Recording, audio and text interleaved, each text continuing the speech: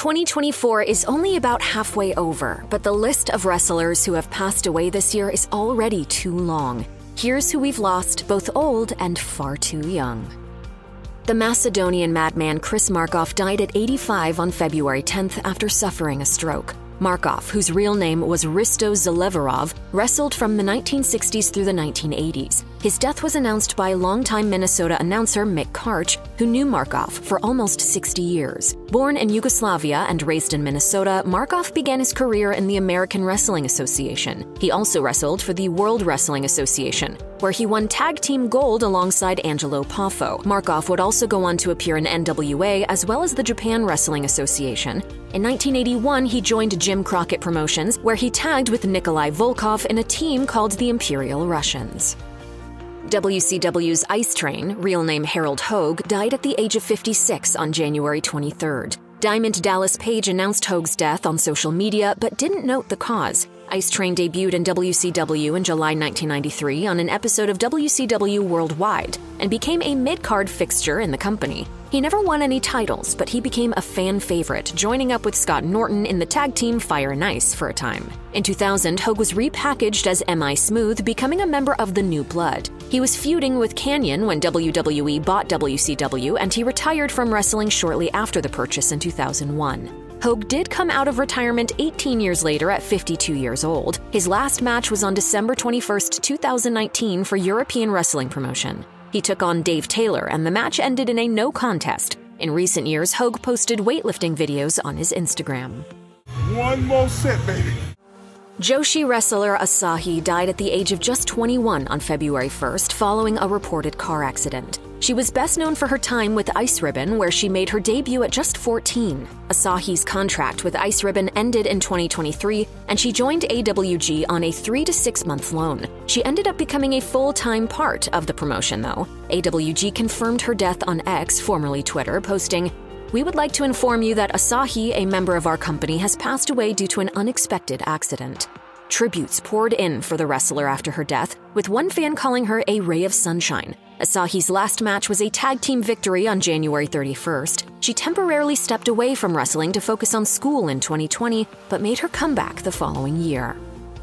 Florida wrestler Frankie Francisco Ciatso, a veteran on the independent scene, died at the age of 48 on January 21st. His cause of death has not been released publicly. He wrestled for many promotions during his career, including TNA, NWA, and more.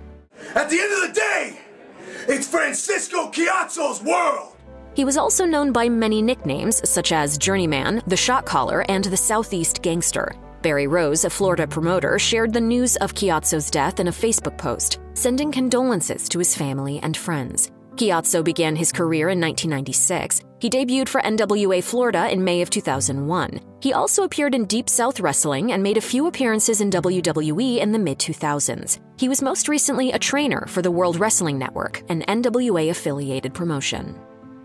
One of the 4 founding members of the original Four Horsemen and one half of the Minnesota Wrecking Crew with his kayfabe brother Gene, Ole Anderson died at 81 on February 27th. His cause of death has not been revealed, but it was reported in 2007 that the real-life Alan Robert Rogowski had been diagnosed with multiple sclerosis. Anderson worked as a booker for Georgia Championship Wrestling and Jim Crockett Promotions following his wrestling career.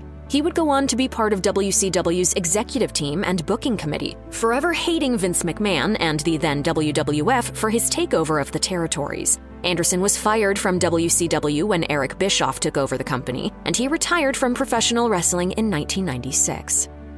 Mike Jones, better known to wrestling fans as Virgil in WWE and Vincent in WCW, died peacefully at a hospital on the morning of February 28th. His death was announced on Facebook by referee Mark Charles III.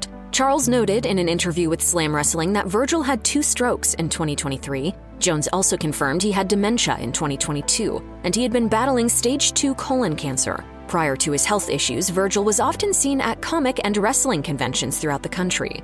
Virgil began his wrestling career as Soul Train Jones in the Championship Wrestling Association in 1985, before moving on to the then WWF in 1986. He was best known as the bodyguard of Ted DiBiase, but he also was a member of the NWO in WCW.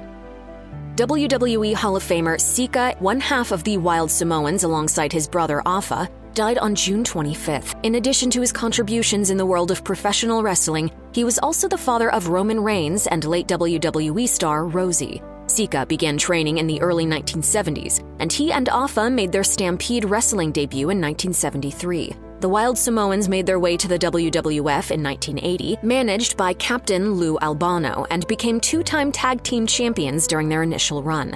While away from WWF for a few years, the Wild Samoans spent time in New Japan Pro Wrestling, Mid-South, and Georgia Championship Wrestling. Upon returning to WWF in 1983, Afa and Sika regained the WWF Tag Team Championship and reigned for several months that year. Sika returned 3 years later as a singles wrestler before teaming up with Kamala, a partnership that ended when the latter left WWF in 1987. His last televised WWF match was a Battle Royal at WrestleMania 4, his first pay-per-view appearance.